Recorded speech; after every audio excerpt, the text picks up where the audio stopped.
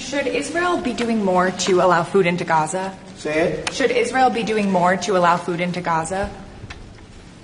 What did you say? Should Israel be doing more to allow food into Gaza? Well, we gave $60 million 2 weeks ago, and nobody even acknowledged it, for food.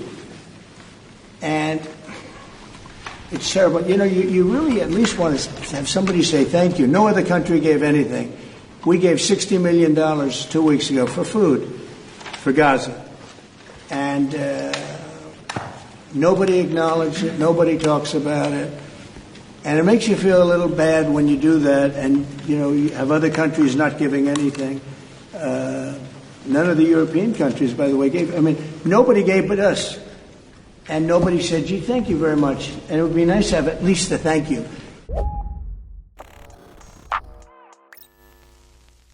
I've got to say, out of the thousands of deranged, morally depraved things that Donald Trump has said over his lifetime, that statement right there has got to be among the worst, if not the worst. He's actually offended that he hasn't gotten a thank you, presumably from Palestinians in Gaza, for sending them money for food. It feels like we are living in some sort of a sick dystopian parody. The audacity of him to say that. Mind you, 3 days after he said that Israel should finish the job. Listen, he knows this, but I'm going to say it again because it's worth repeating. Israel couldn't continue their genocide of Palestinians, which includes a mass starvation campaign, without the full support of the United States government. So no, Trump shouldn't expect a thank you from his victims. If there was any justice in the world, he would be jailed at The Hague for the rest of his sad, pathetic life over his complicity with Israel's genocide. And to add insult to injury, the murderer that he's covering for had the audacity to say this: "There is no starvation in Gaza, no policy of starvation in Gaza." Now, the reason why the modern-day equivalent of Adolf Hitler even feels bothered to lie is because international pressure is at an all-time high due to the level of starvation that we are witnessing in Gaza. Leaders of countries who've previously supported Israel, like the UK, France, Germany, Canada, they're all now, all of a sudden, compelled to speak out because it's so bad. And American politicians who've supported Israel have also finally spoken out, including U.S. senators like Cory Booker and Amy Klobuchar, who voted to give Israel aid again and again, and even recently met with Netanyahu earlier this month, as well as Hillary Clinton, who attacked anti-genocide protesters last year. And even Barack Obama released a statement calling for additional aid to Gaza. And the reason why so many people are finally choosing to speak out now is because the situation is so bleak that they at least want to get one condemnation on the record to give themselves future plausible deniability when they'll inevitably pretend like they were against it all along. But guess what? We're not going to forget. And the only reason why this feels like a turning point politically is because it's no longer feasible to deny what it is, because things have gotten so bad. 2 Israeli human rights groups, B'Tselem and Physicians for Human Rights, have actually concluded for the first time that this is indeed a genocide. And Dr. Omer Bartov, a professor in Holocaust and genocide studies, is one of many academics to conclude that this is indeed what it looks like. He argues the inescapable conclusion is that Israel is committing a genocide against the Palestinian people. And as far as I'm concerned, the debate about this has been over for a long time. It's a genocide. That is obvious to anybody with eyes, and stopping it at all costs should be the #1 priority for all of humanity. And that is what good people are trying to do in a plethora of ways. One way is they're trying to break Israel's blockade of food and medicine into Gaza. Chris Smalls, for example, who was part of another Gaza Freedom Flotilla, tried to do that before his vessel was intercepted by Israel, which led to the release of this video where he notifies the U.S. government that he has been kidnapped by Israel. Another way people are holding these criminals accountable is by going to their homes to protest. This was what they did to John Aker, who is the executive director of the Gaza Humanitarian Foundation, which, by the way, is run by the Israeli and American governments. And they've set up food distribution centers where Palestinians have been routinely gunned down. And a flyer that the protesters were passing around reads, "Aker is responsible for the murder of 1,000 and injury of 5,000 Palestinians who attempted to receive aid from GHF death traps." Aker also served as the liaison between the DoD and USAID during the Iraq invasion. And these acts of courage from anti-genocide protesters give me hope, because after the world has largely turned a blind eye to the genocide in Gaza for nearly 2 years now, It's nice to be reminded that there are people who actually do care, who are still good in this world. With that being said, the power of these people pales in comparison to the power that governments have who are perpetrating this genocide. And the United States, as well as France, Canada, the UK, and Germany, they can say whatever they want now, but their refusal to hold Israel accountable has culminated in this moment that they're condemning. They're all complicit. And even though international pressure has forced Israel to announce a so-called humanitarian pause to allow aid in, it doesn't change the fact that Israel is only doing this to save face, and they have no intention of actually stopping the genocide because they have no expectation that they're going to be held accountable by these countries for violating this so-called humanitarian pause, which they already did, by the way. As Dropsite News reports, 65 Palestinians were killed this morning in a, quote, safe zone, including a pregnant woman. And when it comes to the trickle of aid that they are letting in, Israel does nothing about genocidal Israelis blocking aid trucks. Journalist Miriam Barghouti documented this group of people from Israel who literally brought their children to block aid trucks that were supposed to go to starving Palestinians. On top of that, while we're all focused on the genocide in Gaza, Israel is continuing its war on the West Bank, where 3 children were gunned down by the IDF. And Israel continues to do this because they know that the United States, as well as all of these other countries, are going to have their backs no matter what, regardless of how many war crimes they commit. For example, in response to Israel's mass starvation campaign in Gaza, Trump parroted Netanyahu's lie about Hamas stealing aid, which is something that Israeli military officials have debunked themselves even. And there never was evidence that Hamas was stealing aid, but it's a contradiction for Netanyahu to say that again and again while simultaneously claiming that there is no starvation in Gaza. Well, which is it?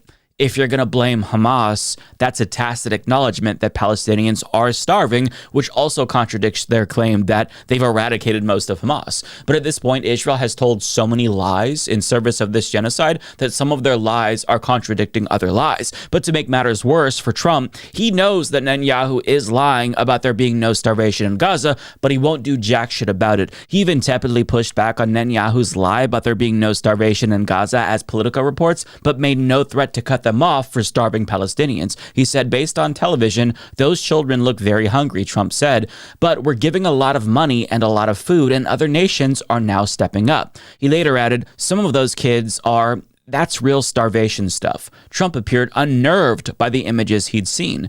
I see it, and you can't fake that, Trump said, so we're going to be even more involved. So on one hand, he'll acknowledge that they're starving, but yet he won't acknowledge who's doing the starving. Netanyahu, because he's letting him do the starving, and yet at the same time, he'll say things like, oh, Israel has to finish the job, not realizing, or perhaps realizing but not acknowledging, that that's what finishing the job looks like. It means killing every last Palestinian in Gaza. It is an extermination campaign, and he says, oh, we're going to step up, as if we're supposed to, I guess, like, think he's some sort of a hero who's swooping in to save the day when he's responsible for the bloodshed. The blood is on his hands. Palestinians have been gunned down daily while they wait to get food, and he hasn't said shit about that. They've been starved for months, while he talked about ethnically cleansing Gaza and turning it into a fucking resort. And while all of this occurs, he does everything in his power to cover for Israel and push Netanyahu's chair in for him like the bitch that he is. It's just truly disgusting and immoral. But the reason why so many people were screaming from the rooftops months ago about mass famine in Gaza was because we knew that it was part of a deliberate campaign to exterminate the Palestinian people. And we knew this because Yoav Gallant announced that they would be cutting off food, and then they did that. It was an admission that they intended to do a genocide and starve the people of Gaza. It was obvious from the beginning, which is why I feel so frustrated with all of the Johnny-come-latelys who are only recently joining the chorus of calls for humanitarian aid after being complicit themselves. And how, oh, they're speaking out now when it basically may be too late. Like, it's nice to see Cory Booker after meeting with Netanyahu say, hey, let's get more aid in, but he didn't make that consideration before voting to send them more weapons that they dropped on the heads of Palestinians again and again and again. It's just sick. And I say it may be too late because Mark Balmer, an emergency medical physician from Oregon who actually worked in Khan Yunis, and he returned at the end of June, he explains that people can only remain hungry for so long until it has irreversible consequences, and that is where we are at in Gaza. He told HuffPost, quote, "They are incredibly vulnerable, but they've really moved beyond vulnerable. The tipping point has already occurred, unfortunately, for a large number of children and infants and toddlers and adolescents. These are definable age categories where the level of starvation and malnutrition has passed the tipping point, where July already saw a large escalation in the number of deaths, but August is going to be significantly higher because a lot of the children have already passed the point of no return, where their physiology has eroded to the point where even refeeding could potentially cause death itself. The gut lining has started to auto-digest and it will no longer have adequate absorptive capacity for water or nutrition. Death is unfortunately imminent for probably thousands of children." So it's probably too late, which is why I don't forgive the politicians who are now speaking out after it's been 2 years of this, when it's too late. Fuck them, every last one of them. And I guess that these are the people who Trump expects a thank you from. I don't know what to say. I really don't know what to say.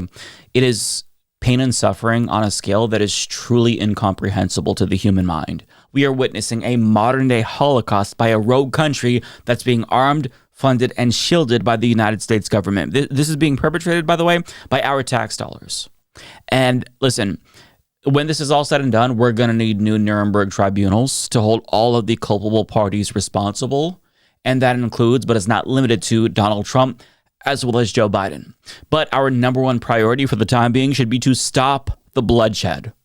That requires our leaders to actually hold Israel accountable. Cut them off for doing a genocide. Stop voting to send them more money. But the overwhelming majority of Congress, they just voted to send them more money. So listen, call your elected representatives and let them know that you don't want another dime going to Israel for this genocide, because I think that with the limited power that we have as individuals, we should use it. That means we sound the alarm. We scream about this from the rooftops, because one day we're already going to acknowledge that this is what it looks like. And that day was a long time ago. It was more than a year ago, I think. In fact, from the very beginning, it was evident that Israel was going to do an extermination campaign. So the question is, what side of history do you want to be on? But I'm not thinking about like us and our role in history. I'm thinking about the pain and suffering right now that's happening as we watch this video, as I talk to this camera. It is truly disgusting. And as a human being, I don't know how we just allow something like this to happen in 2025 when we can see it. There's photographs, there's videos on a day-to-day basis. There's no denying it. And I just don't know how so many people can be so heartless that they don't give a fuck. They just scroll on by, or even relish in the pain and suffering of Palestinians. I don't understand how people live with themselves who are just complicit, or apathetic. I don't get it. But for me, I know this is disgusting, and it has to fucking stop by any means necessary at this point. Stop the fucking genocide. Holy shit. I don't know how to process this. It's so evil. And the fact that like the world stands by and lets it happen, I don't know how to deal with that fact.